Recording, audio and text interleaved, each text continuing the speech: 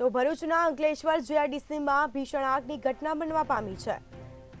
તો ભરૂચની જીઆઈડીસીમાં આગની ઘટના જયંત પેકેજિંગ કંપનીમાં લાકડાના ગોડાઉનમાં આગ લાગી હતી। તો આગને પગલે અફરાતફરીનો માહોલ સર્જાયો હતો। ફાયર બ્રિગેડને જાણ કરતા ફાયર કાફલો તુરંત ઘટના સ્થળે દોડી આવ્યો હતો। તો પાણીનો મારો ચલાવીને આગ પર કાબુ મેળવવાના પ્રયાસો છે તે હાથ ધરવામાં આવ્યા છે। તો વધુ 2 લાકડાની કંપની આગની ઝપેટમાં આવી હતી।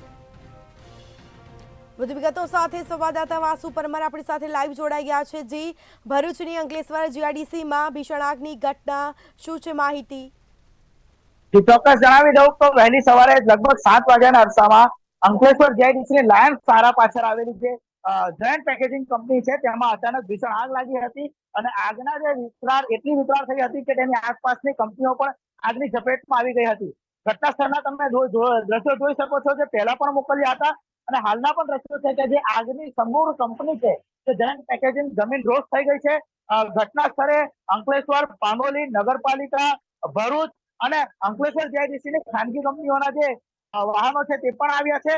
ત્યારે કહી શકાય કે એટલી વિકરાળ આગ હતી કે જેને લઈને લોકોમાં નાસભાગ મચી જવા પામી હતી અને ઘટનાને લઈને લોકો દોડતા થયા હતા। ઘટના સ્થળે વહીવટી તંત્ર પણ દોડી આવ્યું છે। આપણી સાથે મામલતદાર છે, હું મામલતદાર સાહેબને પૂછવાનો પ્રયાસ કરીશ। જે મામલતદાર સાહેબ, સમગ્ર ઘટના શું હતી? વહેલી સવારે આગ લાગી હતી, શું કહેશો? આગ અચાનક લાગી હતી, એનું કોઈ કારણ ચોક્કસ જાણી શકાય નથી, પણ આગનો ફેલાવો એટલા માટે ઝડપી છે કે આ ગોડાઉનમાં લાકડાનું વેર ને બધા પટ્ટીઓ આવેલી છે। અચ્છા, કેટલા ફાયર ફાઈટરો છે ને ક્યાંથી આવ્યા છે? હાલ ટોટલ 10 જેટલા ફાયર ફાઈટર આવેલ છે, પોલીસની ટીમ પણ હાજર છે અને પાનોલી, ઝઘડિયા, ભરૂચ નગરપાલિકામાંથી પણ ફાયર ફાઈટર આવેલ છે। ચોક્કસ, તો નગરપાલિકાની ફાયર ફાઈટરો આવેલા છે અને 10 ઉપરાંત ફાયર ફાઈટરો ઘટના સ્થળે છે। જી, આગની ચપેટમાં કેટલા વિસ્તાર આવ્યા છે અને હાલ કયા પ્રકારની કાર્યવાહી હાથ ધરાઈ છે?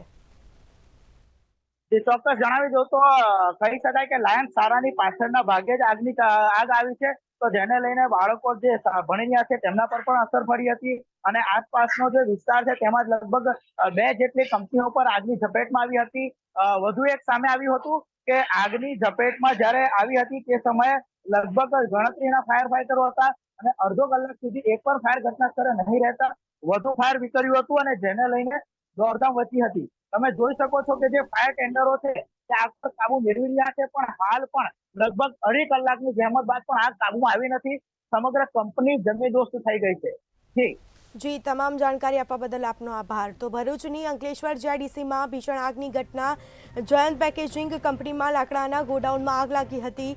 આગને પગલે અફરાતફરીનો માહોલ સર્જાયો હતો। આ સીધા દ્રશ્યો સામે આવ્યા છે। આગે વિકરાળ સ્વરૂપ ધારણ કર્યું છે। તો બીજી તરફ ફાયર વિભાગને જાણ કરતા ફાયર કાફલો તુરંત ઘટના સ્થળે દોડી આવ્યો હતો અને આગ બુઝાવવાના પ્રયાસો છે તે ચાલી રહ્યા છે। તો વધુ 2 લાકડાની કંપની પણ આગની ઝપેટમાં આવી છે। તો સીધા દ્રશ્યો સામે આવ્યા છે ભરૂચની અંકલેશ્વર જીઆઈડીસીમાં ભીષણ આગની ઘટના, જેમાં જયંત પેકેજિંગ કંપનીમાં લાકડાના ગોડાઉનમાં આગ લાગી હતી। તો આગ શાના કારણે લાગી છે તે કારણ હજી સુધી સામે આવ્યું નથી। આગને પગલે અફરાતફરીનો માહોલ સર્જાયો હતો।